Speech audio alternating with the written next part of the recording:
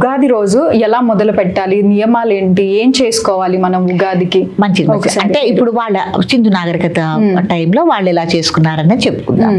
First వాళ్ళు ధ్వజారోహణం చేసేవాళ్ళు. ధ్వజారోహణం అంటే ఒక మనం వెదురు ఇది ఉంటుంది కదమ్మా, బొంగు, చిన్న సన్నగా ఉంటేనేమో కర్ర అంటారు, ఈ లవ్ సైజులో ఉంటే బొంగు అంటారు, వెదురు బొంగు. ఆ బొంగుని తీసుకుని ఒక సైజులో వాళ్ళు ఏం చేసేవాళ్ళు అంటే ఇంటి ముందు పాతేవాళ్ళు, వెదురు బొంగును పాతేవాళ్ళు. పాతి దాని చివర పైన ఒక కొబ్బరికాయను ఉంచేవాళ్ళు, నారికాయలాన్ని ఉంచేవాళ్ళు.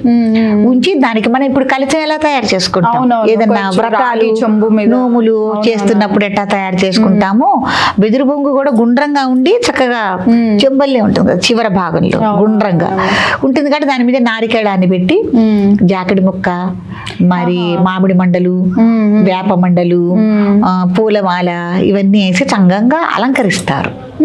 అక్కడ మొత్తం చక్కగా అలంకరిస్తారు, చివరి నారికేళాన్ని పెట్టి కూడా అలంకరిస్తారు. అలంకరించిన తర్వాత దాన్ని యథావిధిగా పూజ చేస్తారు. అంటే శుభానికి ఆరంభంగా పూజ చేస్తారన్నమాట, కొత్త సంవత్సరానికి ఆరంభంగా. ఇప్పుడు మీరు కొన్ని వివాహాల్లో మీరు చూసారా, గమనించారా? ఏదైనా వివాహ ప్రారంభంలో ఇంటి ముందు ధ్వజారోహణం చేస్తారు. 2-3 రోజుల ముందు, పెళ్లికి ముందు, అంటే పెళ్లి కొడుకుని పెళ్లి కూతుర్ని చేయకముందే ధ్వజారోహణం చేస్తారు. మీరు ఇప్పటికీ ఉంది ఆచార వ్యవహారం. తూర్పుగోదావరి, పశ్చిమ గోదావరి జిల్లాల్లో కొన్ని వంశాల్లో, కొన్ని వంశాల్లో, కులాల్లో కూడా ఆచార వ్యవహారం కొనసాగుతుంది. ఆ ధ్వజారోహణం లాంటిది అన్నమాట. ఎందుకమ్మా? మంచి జరగాలని, అంటే ప్రారంభ సూచిక. ధ్వజం ఎత్తటం అంటారు కదా, ఒక కార్యం కోసం ధ్వజం ఎత్తటం, ధ్వజారోహణం అంటారు. టెంపుల్స్ లో కూడా చేస్తారు కదా, ధ్వజస్తంభం నిలబెట్టేటప్పుడు. ధ్వజస్తంభం నిలబెట్టేటప్పుడు అది వేరు, దానికి వచ్చండి ఎగరేస్తారు ప్రత్యేక కార్యక్రమాలు, బ్రహ్మోత్సవాలు అప్పుడు కానీ ఇప్పుడైనా. కానీ ఇది ధ్వజారోహణం అంటారు. దానికి యథావిధిగా శాస్త్రోక్తంగా పూజాది కార్యక్రమాలు నిర్వహించుకుని అక్కడ నమస్కారం చేసుకుని, ఇక్కడికి ఒక పద్ధతిగా ఒకటి అయిపోయింది. వాళ్ళు ధ్వజారోహణంతో ఒకటి అయిపోయింది సంవత్సరాలు పండుగ చేసుకోవటంలో. రెండోది ఏంటంటే నగర సంకీర్తన. వాళ్ళు ఏం చేస్తారంటే, ఇప్పుడు మనకి మీడియాలు ఇవన్నీ ఉన్నాయమ్మా, మనం ఏది మాట్లాడుకున్నా ప్రపంచం మొత్తం తెలిసిపోతుంది, విదేశాలకు కూడా తెలిసిపోతుంది. కానీ ఆ రోజుల్లో ఒక గ్రామానికే ఏదైనా ఒక విషయం తెలియాలంటే ఎలా కదా, చాలా కష్టం కదా. అదొకటిను ఇన్ని సంవత్సరాలు గుర్తుపెట్టుకోవటం, ఇన్ని రోజులు అప్పుడు ఈ పెన్నులు లేవు, పేపర్లు లేవు, ఏమీ లేవు, తాటాకులు. ఎప్పుడు సింధు నాగరికత, అప్పుడు పేపర్లు కూడా తెల్ల కాగితాలు కానీ ఇవన్నీ ఏం లేవు కదా.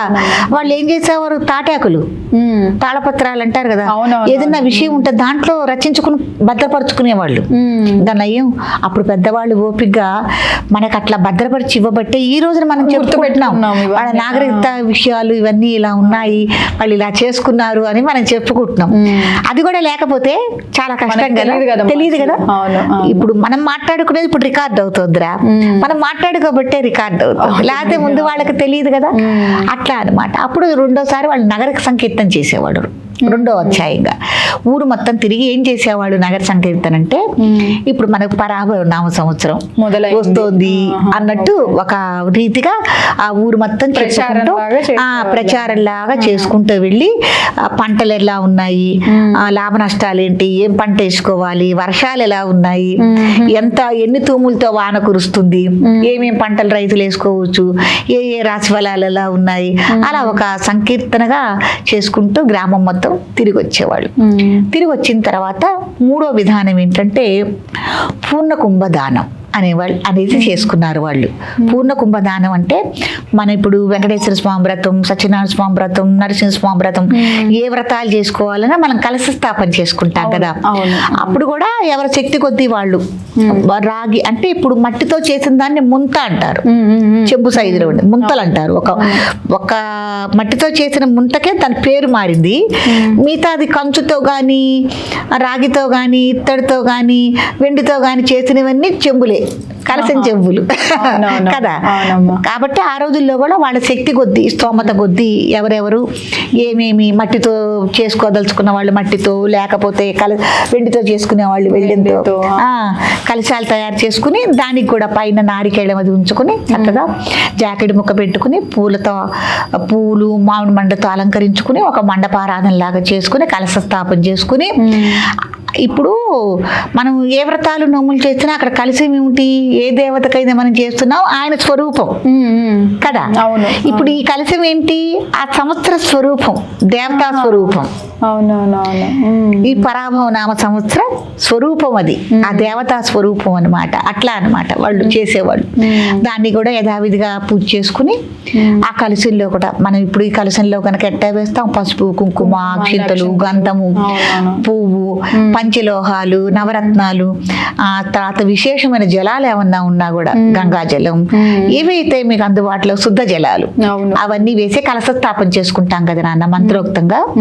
అట్లా మంత్రోక్తంగా చేసుకుని కలశ స్థాపన చేసి, అది కలశం కాదు పూర్ణ కుంభం, పూర్ణ కుంభంగా పిలుస్తారు దీన్ని, కలశం కాదు. స్థాపన చేసుకుని ఆ పూర్ణ కుంభానికి పూజాది కార్యక్రమాలు ధూపదీప నైవేద్యాలన్నీ అయిన తర్వాత దానికి కొంత దక్షిణ చేర్చి ఒక వేద పండితుడికి కానీ లేకపోతే ఒక సద్బ్రాహ్మణుడికి కానీ ఈ పూర్ణ కుంభ దానం ఇచ్చేవాళ్ళు, దానం ఇచ్చుకునేవాళ్ళు వాళ్ళు.